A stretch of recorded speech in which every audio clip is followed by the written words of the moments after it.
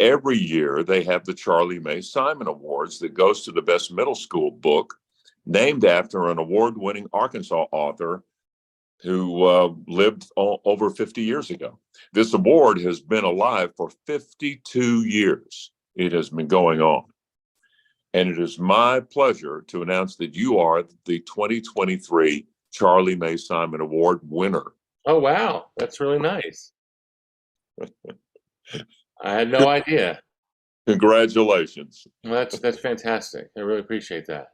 Well, and it's for City Spies, which I understand is a series. That's Give us right. the version of what this is all about, City Spies.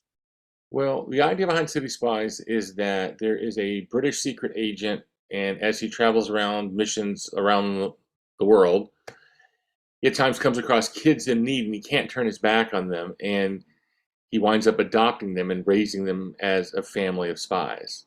And the idea really comes from the fact that in the backstory you discover in the first book that his wife was also a spy, and she turned on a mission and she took their kids, and really he's searching for his kids and finding other kids in the way, and it's about found family and what it means to be a family. And it's got,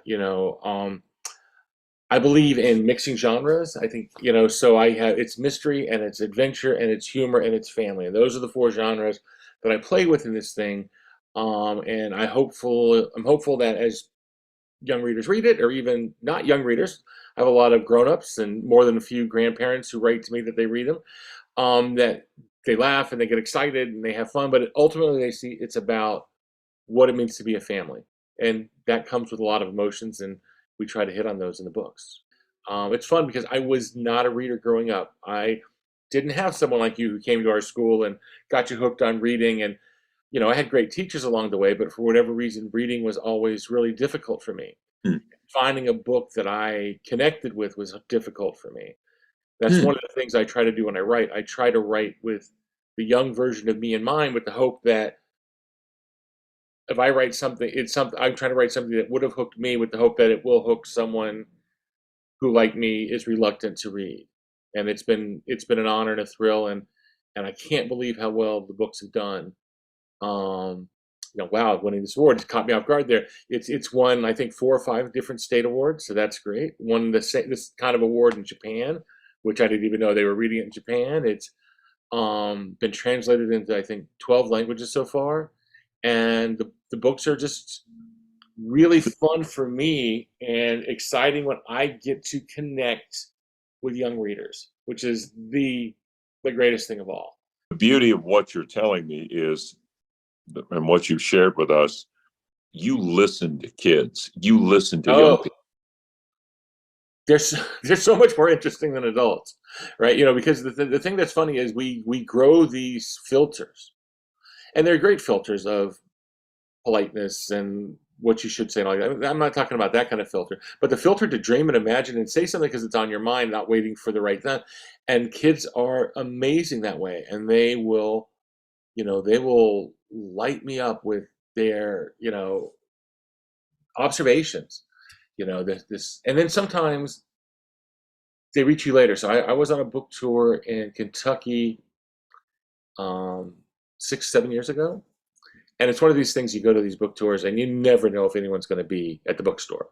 And you always go in with the assumption that no one's going to show up. And it's just going to be this awkward moment when the bookseller's there and you're there. And it's like and so I was in Kentucky and I thought no one's going to show up. And not many people did show up. But there was this girl in the front row, and she had 6 of my books, Wow. and she was squeezing them tight.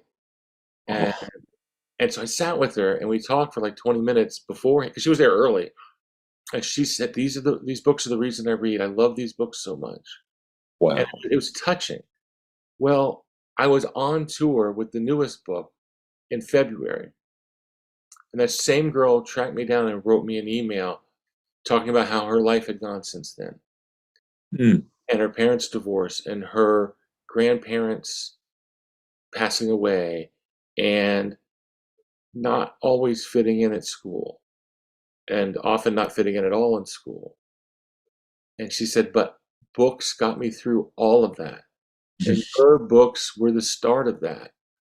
and I still go back and reread them. And I've decided that this summer I'm going to start at the first, and I'm going to read all 10 of your books in a row because you gave me this gift. And I mean, it's overwhelming to me to hear that.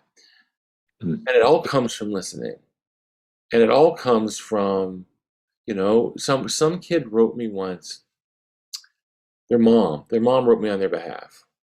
I said, in a book in passing, I said, "Oh, this is crazy." And this mom wrote, and we can get caught up in politically correct speech. I understand that. But she said, crazy is a hard word in our family. Hmm. And it upset my son because you meant it as unpredictable and madcap. Right. To him and through our family experience, it means something really different. And I just thought you should know. And every time the word crazy has come to my computer since that day, I've questioned, okay, is it, and again, I don't want to be overly politically correct in writing. I want to write the way kids talk, and I write the way kids talk. But I thought, no, I don't. Many times I thought that's really not the word. That's a lazy word for me to use there. And hopefully, that could maybe see things different. Even if I don't change, I think about it, and that's times 100. So yeah, if you listen to kids, they will guide you through this stuff. The books are for them. That's another important thing. Actually, I learned that when I worked in television.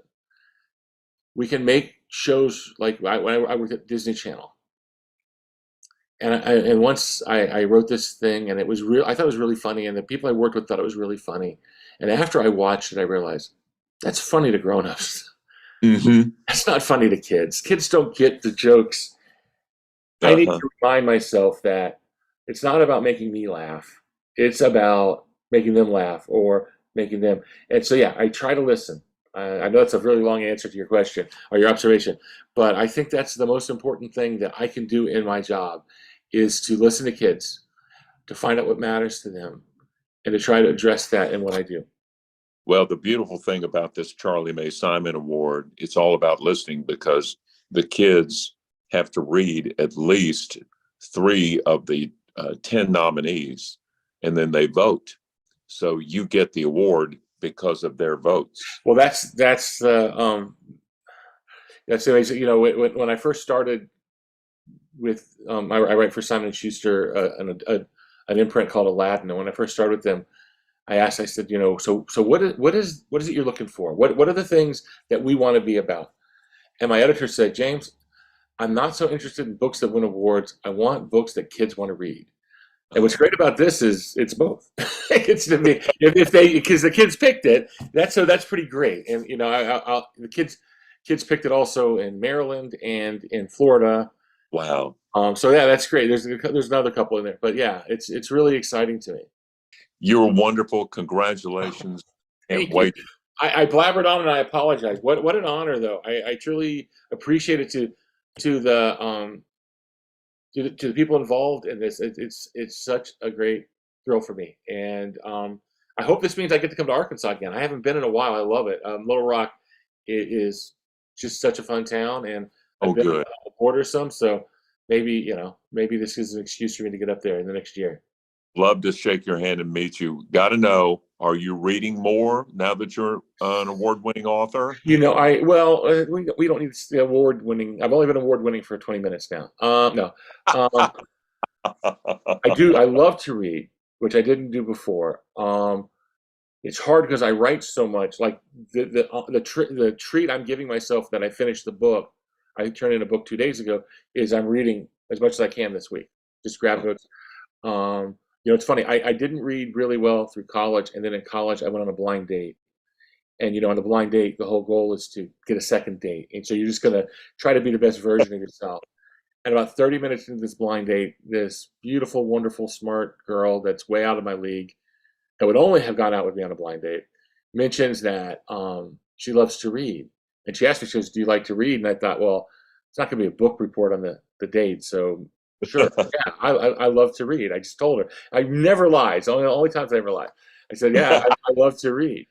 and that would have been fun on the date, except we've been married for 35 years now, and I Oh, couldn't admit that, that I lied on our first date. So I started reading with her, and I turned out I liked it. And then after we had kids, I thought she was, really locked in.